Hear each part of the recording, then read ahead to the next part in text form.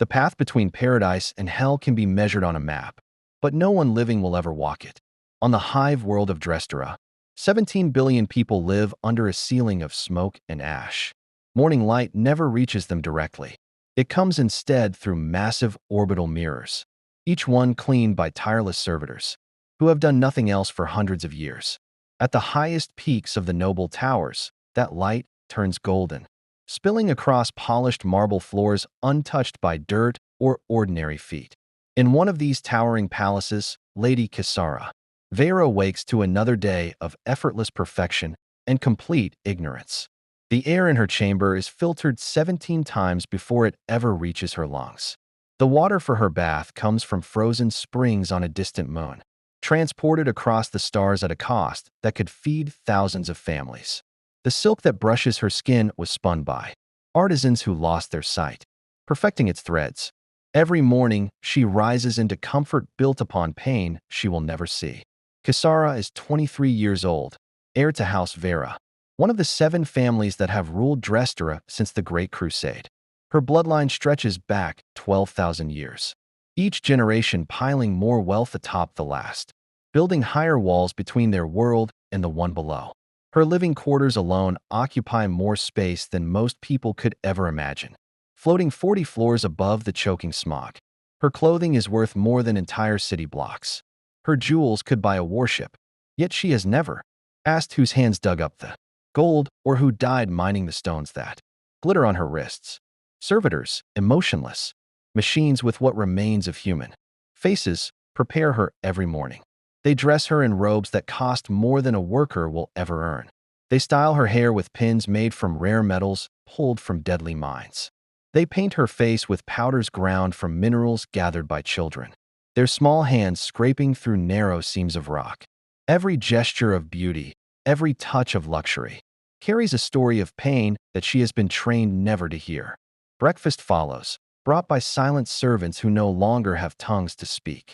The meal is a feast beyond imagination, fruits grown on far away farms watered by the sweat of laborers, meat from creatures raised in perfect comfort, and bread made from flour so refined that thousands toil to produce it. Kisara eats without thought, unaware that each bite represents someone else's hunger. From her window, the view is breathtaking. The sky above glows pale gold, free of the pollution that hides the lower world. The orbital mirrors catch the light of Drestera's fading sun, reflecting soft warmth across the upper towers. From her height, she can see the graceful lines of other noble spires shining in the distance, but not what lies beneath them. The design of her home ensures she never will. Far below, beyond sight and mercy, the rest of Drestera wakes in darkness. Many have never seen natural light. They breathe poisoned air that burns their lungs before they reach adulthood. They eat recycled protein, the dead turned into rations, flavored only to hide the taste of decay. They labor 16 hours a day in factories so toxic that nobles would die within minutes. Their bodies are tools in a machine built to maintain the comfort above them. These are the miners who dig the metals for Lady Kisara's jewelry. These are the workers who harvest the fibers for her gowns. These are the nameless souls whose suffering becomes her luxury. The gap between Lady Kisara's world and the one below her is not just a matter of distance. It is a canyon deliberately built, reinforced by belief, protected by law, and sanctified by faith. On Drestera, the Imperium's doctrine teaches that hierarchy is sacred. The Emperor protects humanity through order, through structure, through each soul fulfilling its ordained purpose. Nobles rule because the Emperor has willed it so. The laborers toil because he demands it. This, they are told, is not cruelty but divine justice, not oppression but holy duty. Every sermon repeats it. Every prayer confirms it. Every ritual praises a system that turns suffering into obedience and calls it virtue. Lady Kisara has heard these truths since childhood. She believes them with the unshakable certainty of someone who has never been tested, never had reason to doubt. In her world, disbelief is not just forbidden, it is unthinkable.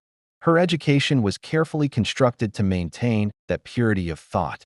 Her tutors spoke of duty, honor, and governance, but never of hunger, grief, or pain. Her companions shared her ignorance, echoing the same ideas, breathing the same filtered air, moving through their lives as if reading from a script written centuries before. Every lesson reinforced her distance from the world beneath her. A course on household management taught her how many servants a chamber required, but not how much they were paid. A study of sculpture praised the beauty of artists who had died inhaling stone dust, never mentioning their names. A lecture on family investments spoke of profits and production, not of the people crushed beneath those numbers. Each subject added another layer of insulation between Kisara and the truth. At midday, she meets her mother, Lady Celine Vera, for the daily ritual of correspondence. The chamber where they sit is lined with glittering communication arrays worth more than entire governments. Together, they review transmissions from across the sector, trade contracts that promise greater profit through new exploitation, marriage offers that strengthen their dynasty, and investment plans that promise growth measured in lives lost elsewhere. They discuss these matters lightly, as though choosing a dessert or a new gown, their voices gliding effortlessly around the suffering there. Wealth demands. The afternoon brings social duties, tea, with the wives and daughters of other noble houses. The conversations spiral endlessly through gossip and fashion, through the newest fabric trends and whispered scandals. None of them ever speak of the sweatshops, where children labor 18 hours to weave those fabrics. They talk of alliances and festivities, never mentioning the starving provinces taxed to fund their celebrations. These women are not villains. They are not monsters.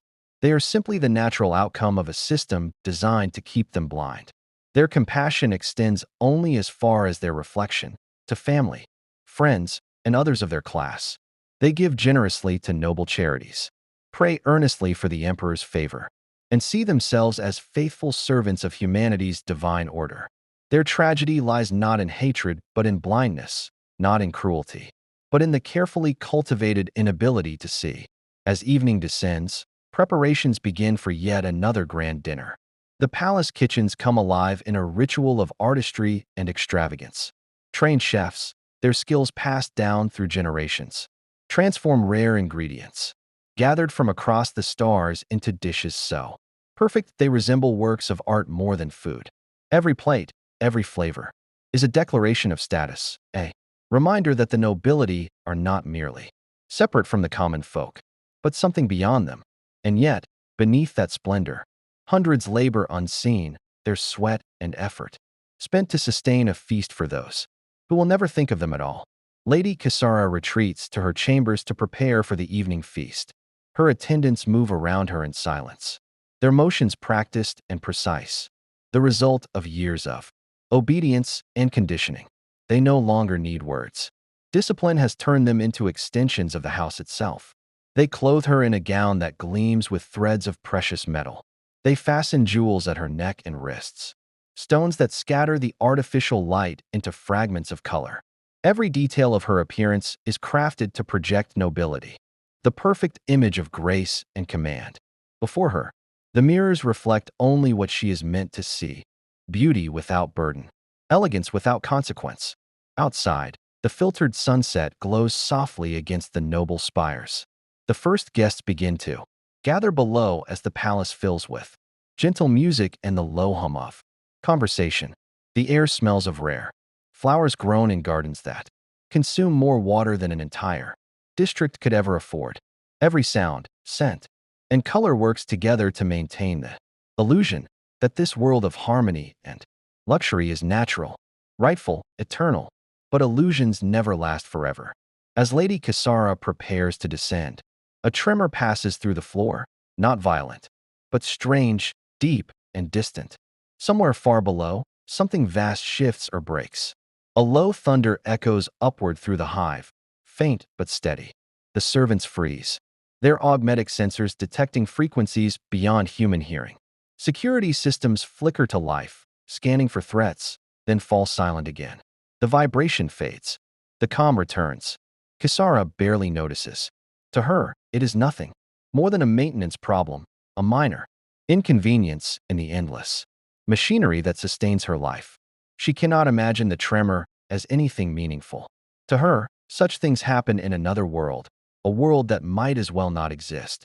She moves on, her thoughts turning instead to the evening ahead, which guests will attend, what alliances may shift, what words will carry weight. These are her battles, social maneuvers, fought over crystal goblets and quiet smiles. The struggles of billions below mean as little to her as the movement of distant stars. The banquet hall is a masterpiece of light and deception. Thousands of candles burn in flawless symmetry, their reflections dancing across marble and polished glass. The ceiling arches high above, painted with scenes of conquest and faith, images that turn domination into holiness and oppression into divine purpose. The guests arrive in flowing silks and jeweled uniforms, their voices rich with confidence and certainty. They speak of commerce, war, and politics as if discussing the weather, their decisions shaping the fate of entire planets they will never see. For all their power, they remain profoundly blind, children playing with forces they will never understand. The first course is presented with the reverence of a sacred offering. Servants glide soundlessly between tables, setting down dishes crafted by master chefs whose lives are spent perfecting art for the indifferent.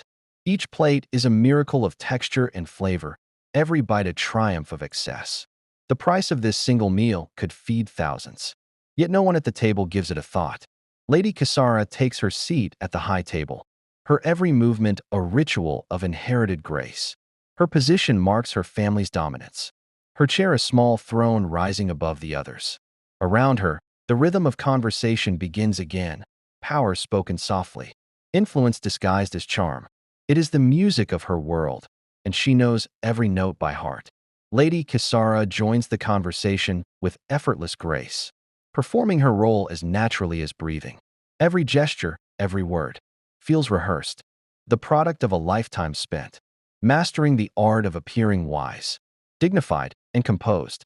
She speaks with conviction about matters whose true meaning she will never grasp.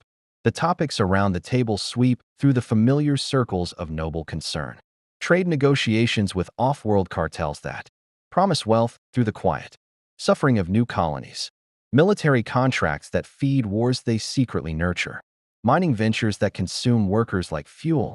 Each life burned away to power another family fortune. The nobles speak with cool detachment, analyzing suffering as if it were a mathematical problem. For them, the consequences are numbers in a ledger, never blood or bone. Someone mentions unrest in the lower hives, strikes, shortages, whispers of revolt. The discussion turns instantly practical. Stricter oversight, one suggests. Reduced rations, another adds. Public executions, says a third, sipping wine as if discussing weather. They speak of lives as though they were gears in a machine, replaceable, necessary, and utterly expendable. Their cruelty is unintentional, born not from hatred but from distance. Kisara listens, interested but unmoved, as if attending a lecture in political theory. The hives, to her, exist only as figures in a report, as fluctuations in productivity charts. When she hears of riots, she thinks of broken supply lines, not broken people. When she hears of punishment, she considers efficiency, not morality. This is not malice, it is blindness. A blindness cultivated by education, reinforced by privilege, and protected by design. The first course is cleared away, and another arrives, a vision of culinary perfection. Every plate glows with color and precision, each ingredient chosen for its rarity and cost. The artistry is real, and the pleasure it brings them is genuine. None of them pretend to enjoy themselves. They simply never think to ask what that joy costs others to create. As the meal continues, the conversation drifts toward art, music, and the refinement of culture. They speak of patronage and legacy, of funding poets and sculptors whose works will immortalize their families in marble and song. Each commission becomes another monument to their own glory, built, as always, on unseen suffering below. A young lord speaks, with bright enthusiasm about his newest treasure, a sculpture carved from rare stone. A masterpiece capturing the noble spirit of the Imperium. His words are full of admiration, perfect symmetry, faultless texture, eternal beauty. What he does not mention, what he does not even know, is that the artist who carved it died coughing blood, lungs shredded by dust. That hundreds of miners perished cutting the same stone. That the wealth spent to bring it here could have fed a starving district for a year. But such details have no place in the world of the privileged. Lady Kisara adds her own thoughts with polished eloquence, drawing on lessons taught since childhood. Her tutors trained her to analyze technique, to praise form, to recognize the purity of beauty. Her understanding is sharp, her speech articulate, her appreciation sincere. Her intelligence is not in question, only the reality she has been allowed to see. All her education, all her refinement, exists inside invisible walls, boundaries built not of stone, but of omission. Within them, beauty is separated from its cost, art from its victims, culture from the misery that feeds it. The meal unfolds like a pilgrimage through the empire's excess. Each course surpasses the last, an escalating display of wealth disguised as taste, ingredients drawn from 100, worlds parade across the table, treasures gathered at prices that could ruin entire planets. The spices were grown on soils soaked with the bones of forgotten laborers. The wines were aged in caverns, where the miners who carved them never saw the sun again. The meats and delicacies were perfected by chefs who sacrificed their health, their sanity, and sometimes their lives to create them. Every bite is a communion in hidden suffering, a ritual transformation of agony into pleasure, the true essence of noble luxury. Between courses, the performers appear. Musicians coax divine melodies from instruments worth more than cities. Their fingers move with a precision born of decades of discipline, their eyes hollow from years of servitude. Dancers glide across the floor like living sculptures, their movements graceful yet strained, their elegance built on shattered joints and ruined lungs. Poets rise to recite hymns of loyalty and faith, verses that turn oppression into order, and exploitation into divine law. The art is sublime, the talent undeniable, the cost unseen. Lady Kisara watches, her expression serene, her pleasure unfeigned. She truly loves the music, the color, the movement. Her admiration is real, for she has been taught, since childhood, to equate beauty with virtue, refinement with righteousness. Her teachers gave her every tool to recognize greatness, but none to question the price of it. The banquet continues in its solemn rhythm. Every course, every performance, every conversation follows a familiar pattern, the unbroken choreography of privilege. Talk drifts toward matters of power, new trade routes, off-world negotiations, policies that will stimulate growth. They speak with calm certainty, with the assurance of people who have never had to justify their authority. Their words carry the weight of destiny, their tone the ease of habit. A senior lord begins, explaining an upcoming trade venture, with the same reverence a priest might reserve for a sermon.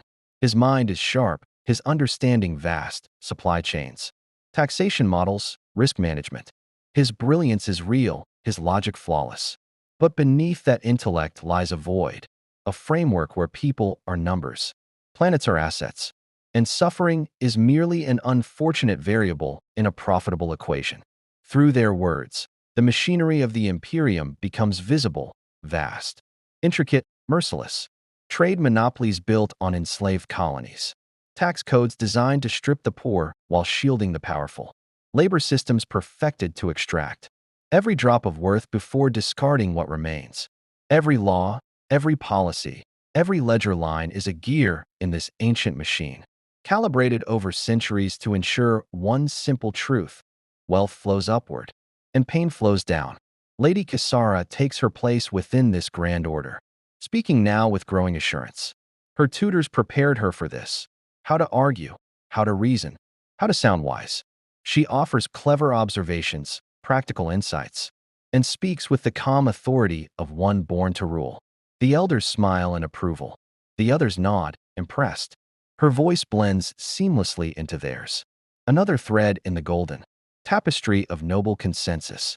By night's end, she has become what she was always meant to be, not merely a participant, but a successor, the heir to a system built on invisible bones.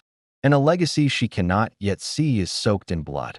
Even as she proves her brilliance, even as she shows she is ready to inherit the power of her bloodline, Lady Kisara remains untouched by the world her influence will shape. Her education is vast but confined.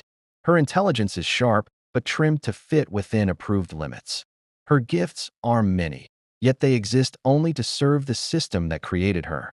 She has been trained to command without ever seeing those she commands, taught to decide without facing the pain those decisions cause, educated to rule, yet blind to what ruling truly means.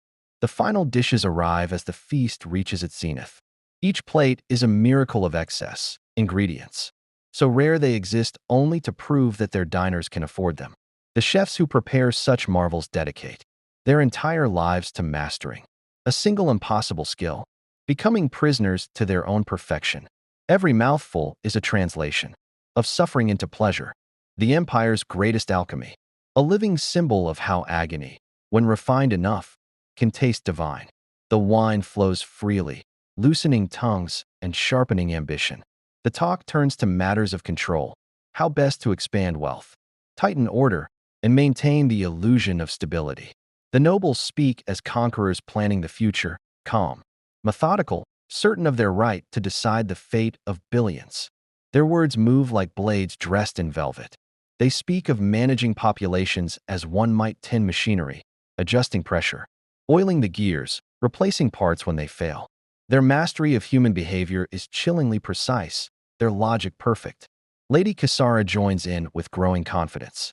She suggests tax strategies that would pull more wealth from the working poor while offering just enough hope to keep them docile.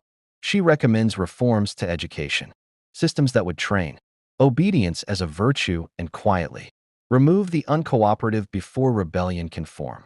She even proposes ways to make oppression feel merciful, exploitation seem like protection. Her words sparkle like jewels in the candlelight, intelligent, articulate, persuasive. She speaks not as a student, but as an equal. The other nobles nod approvingly, pleased by her insight and ambition. She has proven herself a worthy heir to an empire built on unseen bones.